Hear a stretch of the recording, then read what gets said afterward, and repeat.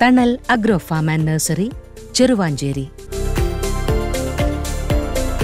മട്ടന്നൂർ നഗരസഭയുടെ നേതൃത്വത്തിൽ ഗാന്ധി ജയന്തി ദിനത്തിൽ മാലിന്യമുക്ത നവകേരളം 2.0യുടെ ഭാഗമായി വിവിധ പരിപാടികൾ സംഘടിപ്പിച്ചു. ഓരോ വാർഡുകളിൽ കേന്ദ്രീകരിച്ചാണ് പരിപാടികൾ നടന്നത്.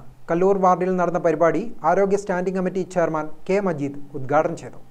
വിദ്യാർത്ഥികളും സന്നദ്ധ പ്രവർത്തകരും രാഷ്ട്രീയ പാർട്ടി നേതാക്കളും വായനശാല, കുടുംബശ്രീ, ഹരിതകർമ്മസേന പ്രവർത്തകരും ഈ യജ്ഞത്തിൽ പങ്കാളികളായി. എല്ലാ വീടുകളിലും മാലിന്യമുക്ത നവകേരളത്തിന്റെ പ്രാധാന്യം വിശദീകരിച്ചുകൊണ്ടുള്ള ലഘുലേഖകൾ വിദ്യാർത്ഥികൾ വിതരണം ചെയ്തു. തുടർ പ്രവർത്തനം എന്ന നിലയിൽ ശുചിത്വ ഓഡിറ്റിനായി അടുത്ത മാസം വീണ്ടും കുട്ടികൾ വീടുകളിലെത്തും. വിവിധ സംഘടനകളുടെയും ആരാധനാലയങ്ങളുടെയും നേതൃത്വത്തിൽ ഫലവൃക്ഷ തൈകൾ നട്ടുപിടിപ്പിക്കുന്ന പ്രവർത്തനം സംഘടിപ്പിച്ചു.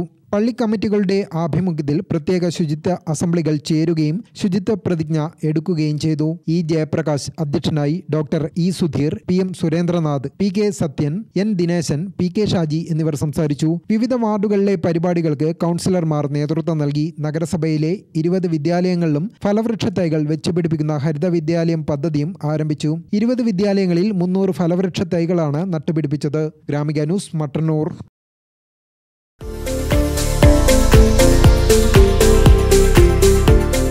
തണൽ agro farm and nursery, Cheruvanchery.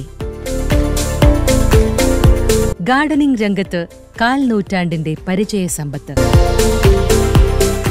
വൈവിധ്യമാർന്ന അലങ്കാര ചെടികളുടെയും കാർഷിക നടീൽ വസ്തുക്കളുടെയും വിപുല ശേഖരം.